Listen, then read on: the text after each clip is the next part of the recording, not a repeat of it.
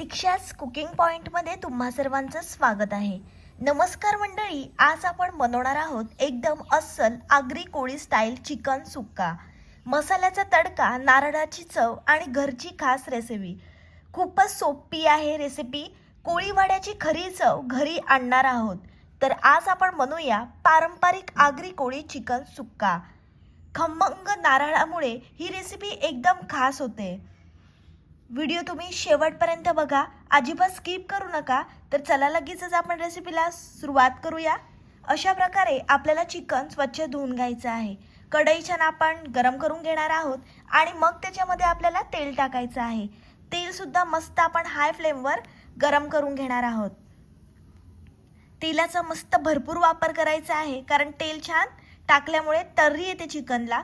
तेल छान गरम झाल्यानंतर त्याच्यामध्ये आपण ठेचलेला लसूण टाकणार आहोत। लालसर रंग येईपर्यंत लसूण छान आपल्याला परतून घ्यायचा आहे। लसूण टाकल्यामुळे चिकनला एक वेगळा स्वाद येतो आणि खूप भारी लागते चिकन। आता आपल्याला त्याच्यामध्ये उभा कापलेला कांदा टाकायचा आहे। तो सुद्धा आपण लालसर रंग येईपर्यंत परतून घेणार आहोत।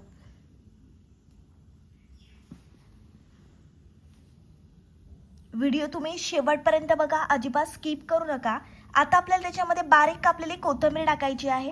तुम्हाला तेच चिकनचे प्रकार खाऊन जर कंटाळा आला असेल तर माझ्या चॅनलवर म्हणजेच प्रतीक्षा कुकिंग पॉइंटवर चिकनचे वेगवेगळे प्रकार दाखवले आहेत, ते तुम्ही ट्राय करू शकता।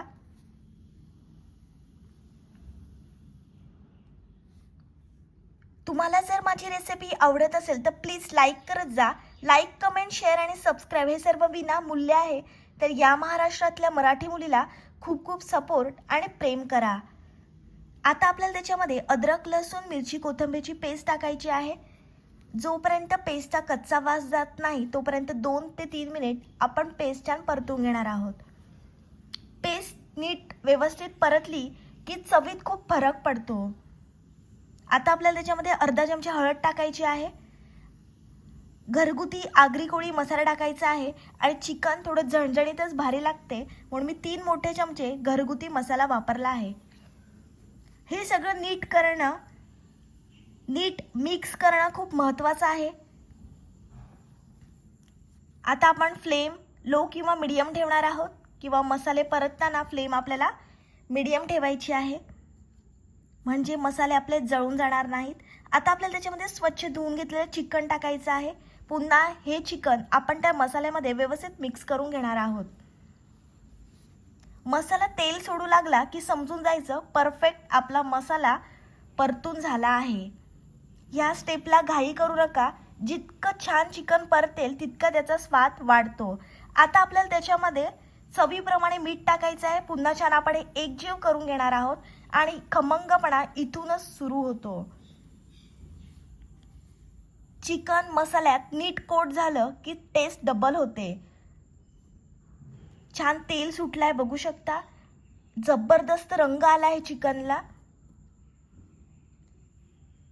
आपण 5 मिनिटांसाठी झाकण ठेवणार आहोत आणि एक वाफ देणार आहोत चिकनला। वाटण्यासाठी आपण कांदा, खोबरं आणि टोमॅटो घेतला आहे। हे आपण छान भाजून घेणार आहोत। छान रंग आला आहे चिकनला। रंगावरूनच तुम्हाला समजत असेल किती भारी लागणार आहे चिकन सुक्का। आता हा रंग बघा, एकदम कोळीवाडा स्टाईल। पुन्हा आपण 2 ते 3 मिनिटांसाठी वाफ देणार आहोत, तोपर्यंत छान आपण वाटण भाजून घेऊया। तवा छान आपण गरम केला आहे आणि मग त्याच्यावर तेल टाकणार आहोत। तेल छान व्यवस्थित गरम होऊ द्या। मग त्याच्यावर आपल्याला उभा कापलेला कांदा आणि खोबऱ्याचे तुकडे टाकायचे आहेत। छान हे वाटण आपण परतून घेणार आहोत। खोबरं घातल्यावर चव एकदम वेगळीच येते।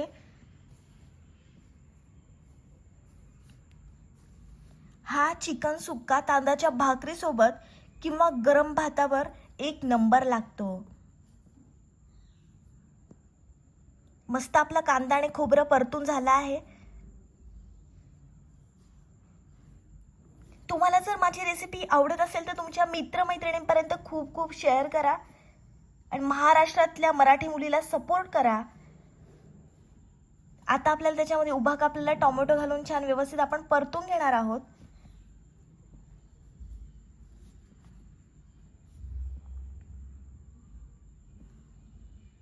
व्यवस्थित छान आपल्याला परतून घ्यायचे वाटण. मस्त आपलं वाटण परतून झालं आहे. आता हे वाटण आपण थंड होण्यासाठी काढून घेणार आहोत. थंड झाल्यानंतर आपण वाटायचं आहे वाटण. आणि वाटण तुम्ही भरड ठेवू नका, एकदम बारीक वाटून घ्या, चव अजून दुप्पट होईल. आता आपण झाकण काढणार आहोत. बघू शकता छान रंग आणि सुगंध घरभर दरवळला आहे. असा मसाल्याचा सुगंध आला की कुकिंगची मजाच काही वेगळी. हे बघा रंग किती सुंदर बदलत चालला आहे. असं परतताना हात चांगला हलवायचा, हेवी ठेवायचं नाही.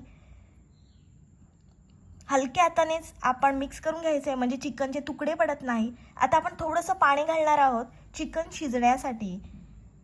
या स्टेजवर चव खूपच डेव्हलप होते. ही कन्सिस्टन्सी एकदम परफेक्ट आहे. ही स्टेप स्किप करू नका, यामुळे चव दुप्पट होते. आपण वाटण छान वाटून घेतलंय, बघू शकता. तुम्ही घरचा मसाला वापरत असाल तर त्याची क्वांटिटी थोडी कमी जास्त करू शकता. कोणाला स्पायसी आवडतं तर कोणाला कमी स्पायसी आवडतं. आता आपल्याला त्याच्यामध्ये तयार केलेलं वाटण घालायचं आहे. पुन्हा छान आपण हे एकजीव करून घेणार आहोत. तुम्ही हे चिकन घरी बनवून पाहिलं तर मला कमेंटमध्ये नक्की सांगा. तुमच्या घरी चिकन कसं बनवतात मला सांगा, मी सुद्धा ट्राय करेन. हे जे आपण वाटण टाकले आहे ते तुम्ही वाटण मटणामध्येही टाकू शकता, वापरू शकता. ही रेसिपी तुम्हाला सिंपल वाटत असेल तर लगेचच लाईक करून सपोर्ट करा. आता आपल्याला त्याच्यामध्ये 1 मोठा चमचा गरम मसाला टाकायचा आहे, म्हणजेच मी चिकन मसाला टाकला आहे. मी एव्हरेस्टचा चिकन मसाला वापरला आहे. पुन्हा छान हा मसाला त्या चिकनमध्ये एकजीव करून घ्यायचा आहे. आहा, हा सुगंध एकदम भारी.